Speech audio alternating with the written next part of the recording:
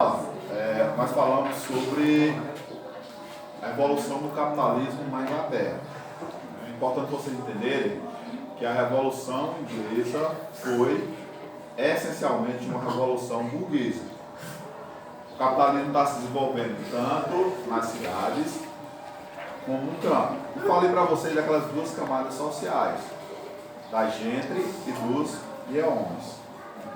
A gentry, a pequena nobreza rural, e os homens, os pequenos e médios proprietários que vinham prosperando, que vinham praticando a agricultura comercial.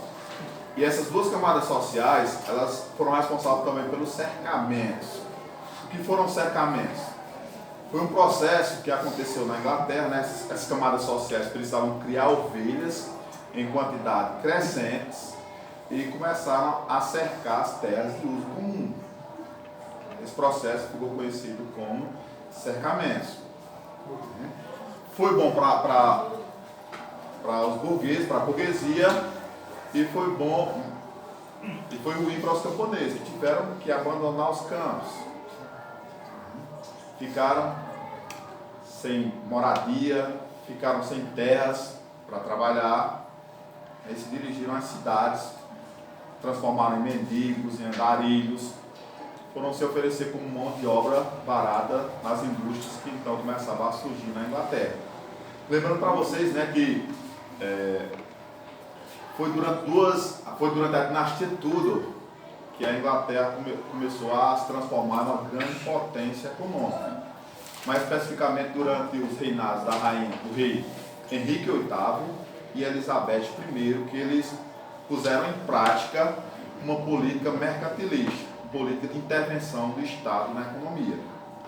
A Inglaterra, nesse momento, vai se transformar na grande potência econômica mundial. Nos mares, a Inglaterra só perdia para a Holanda.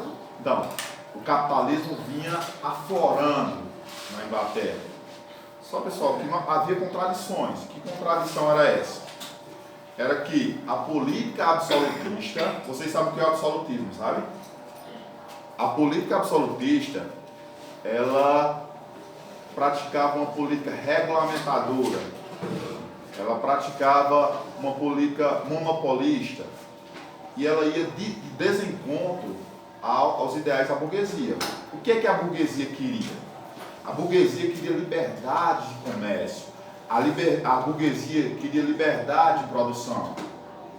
E é aí que as coisas vão começar a desenrolar, porque nós temos o surgimento de uma nova classe social. Que nova classe social que eu estou falando?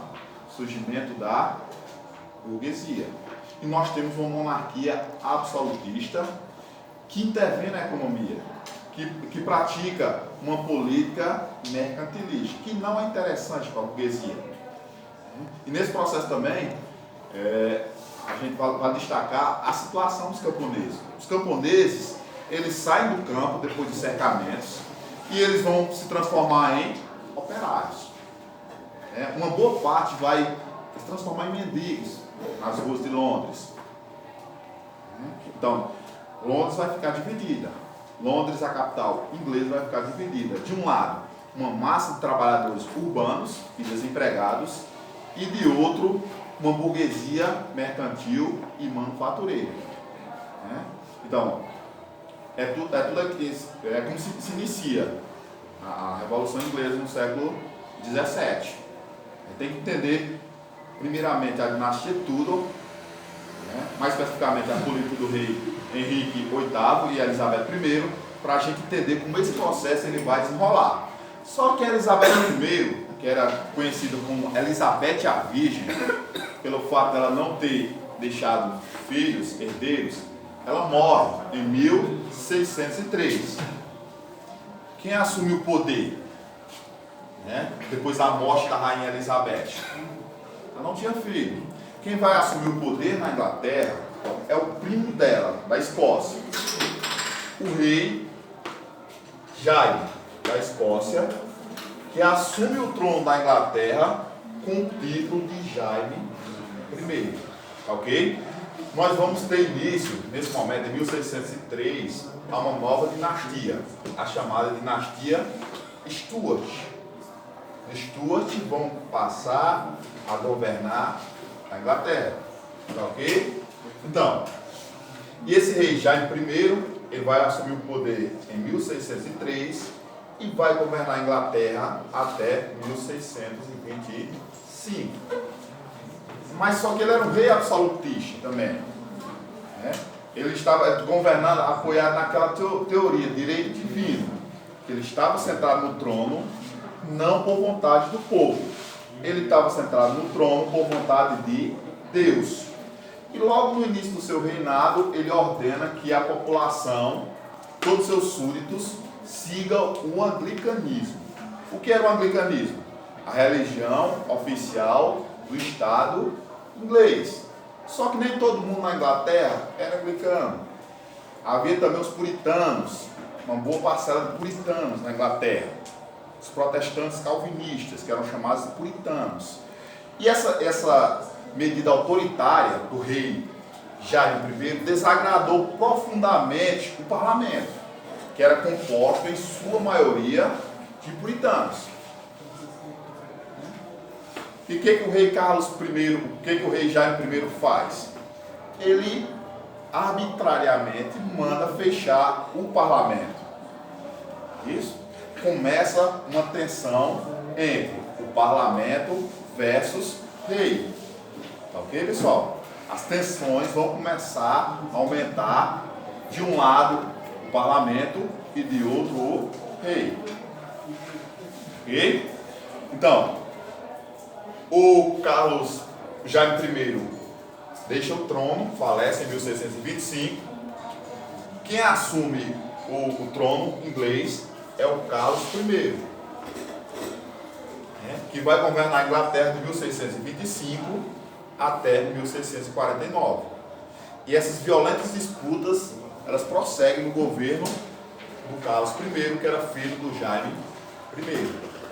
Okay? As violentas disputas entre quem? Entre o rei versus o parlamento. E nesse momento o parlamento estava fechado, tá ok? O rei governando absolutamente, com poderes ilimitados, só que os parlamentares vão se mobilizar, tá ok? E em 1628 eles vão aprovar a chamada petição de direitos. O que é que a petição de direito determinava? Que o rei não podia aprovar impostos sem o consentimento do parlamento. Novamente repetindo para vocês, a petição de direitos, que foi aprovada pelo parlamento em 1628, determinava que o rei não podia criar impostos sem autorização do parlamento e condenava as prisões arbitrárias realizadas pelo rei. A tensão é aquela de braço entre o rei e o parlamento. O que é que o Carlos I faz? Nos 11 anos seguintes, ele governa a Inglaterra sem convocar o parlamento e toma uma série de medidas arbitrárias. Ele restitui taxas, tributos, vende cargos públicos, enfim. E ele toma uma série de medidas arbitrárias que desagradam os ingleses e desagradam também o parlamento. E outra medida que causou um grande desagrado aos ingleses foi a restauração do chip money. O chip money ele era cobrado apenas era um imposto que era cobrado apenas nas cidades portuárias, as cidades que tem pouco. E o chip money passou a ser cobrado a nível nacional. Todas as cidades inglesas passaram a pagar esse imposto chamado chip money. O que a população fez? A população se revoltou, os opositores saíram às ruas e essas medidas do rei ocasionou uma série de protestos em toda a Inglaterra. E o que o rei fez para cumprir esses protestos? Mandou prender os líderes opositores e mandou executá-los. Isso? Então, nesse momento as tensões aumentam e muito entre o rei versus o parlamento, uma disputa. Eu quero que vocês não esqueçam disso aqui, Disputa entre o rei versus Parlamento. Ok? Essas disputas vão se estender até a década de 1640. Vai ser um ano importante para a Inglaterra, essa década de 1640. O que é que vai acontecer nesse ano? O rei Carlos I convoca o parlamento, novamente. Para quê? Para aumentar impostos e custear uma guerra que ele tinha travado contra os escoceses. Os escoceses invadiram o norte da Inglaterra e ele estava travando uma guerra contra eles. Porque os escoceses não aceitavam a imposição do anglicanismo. Isso? Então, ele convoca o parlamento para aumentar impostos e custear essa guerra contra os escoceses. Ok? Só que o parlamento vai aceitar? O parlamento não vai aceitar os aumentos.